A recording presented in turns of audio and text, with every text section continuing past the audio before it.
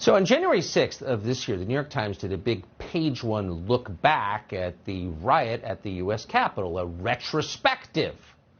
Quite long, quite intense. The piece was triple bylined. One of the reporters was a man called Matthew Rosenberg. Apparently he's the national security reporter there. The piece was called The Next Big Lies. January 6th was no big deal or a left-wing plot. So the piece spent a lot of time attacking this show. Here's part of it. Quote, Mr. Carlson has emerged as a leading proponent of January 6th revisionism. Catch that, revisionism. Most prominently with his three-part Patriot Purge series. Carried on the Fox Nation streaming service, it amplified a debunked false flag conspiracy theory that the FBI had instigated the violence as a pretext to lock away peaceful but concerned Americans because of their political views, creating a class of patriot martyrs. On Thursday night, Carlson aired excerpts from Patriot Purge on his primetime show, spreading these conspiracy theories to one of the largest audiences on cable. Mr. Carlson's relentless promotion of the series and the ensuing silence from Fox News management recently prompted two longtime conservative contributors at the network to quit in protest and contributed to the exit of Chris Wallace, the longtime news anchor. Okay. So we're completely out of control, spreading conspiracy theories about how the FBI was on the scene on January 6th, totally debunked and discredited. That was the word from Matthew Rosenberg on the front page of the New York Times. So recently, Project Veritas went out and honey-trapped the guy, apparently.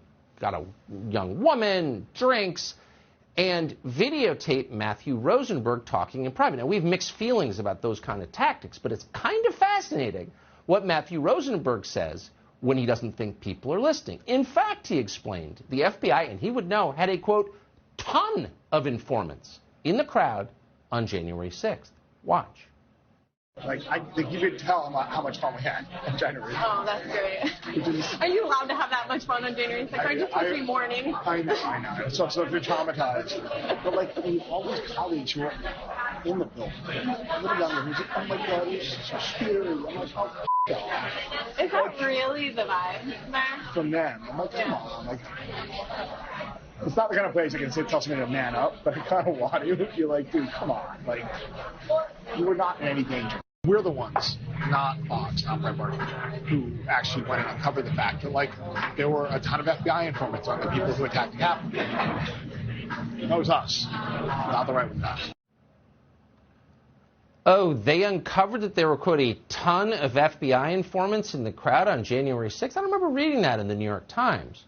We read it on Revolver News, which is edited by Darren Beattie. His outlet was the first to document that there were a ton of FBI people in the crowd on January 6th. A ton. And he was denounced for it, and so were we. Darren Beattie joins us tonight. Darren, thanks so much for coming on. Congratulations. Not that you need to be vindicated by the New York Times, the paper that defended Joseph Stalin. However, it must feel kind of nice to see this guy admit that you were right all along. It's nice and it's amusing, and what it shows is that the New York Times, at least certain reporters, are not as ignorant as we thought, is simply maybe even a little bit more duplicitous than we thought.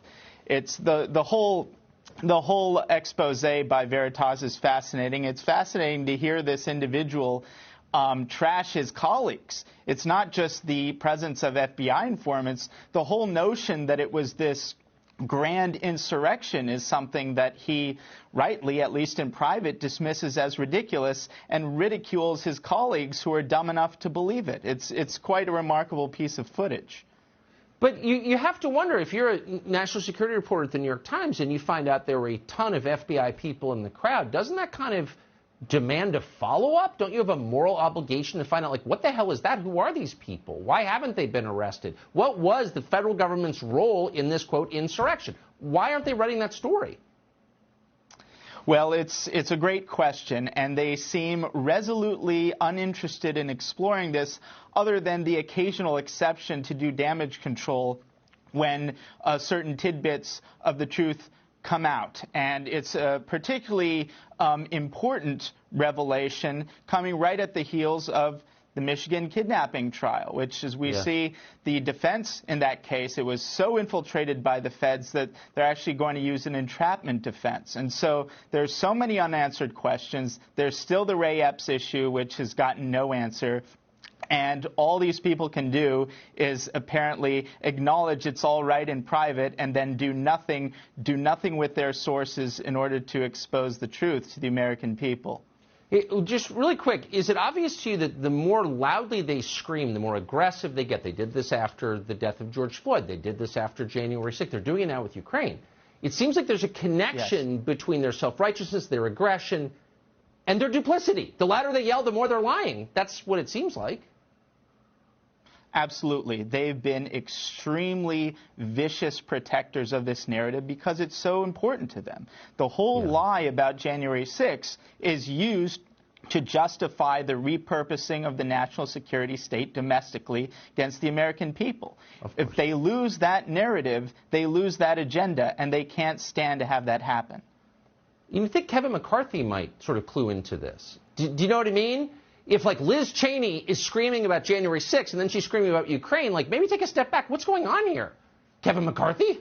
But no one seems to think that way. Weird. Darren Beattie, we are grateful that you do. Thank you for your reporting.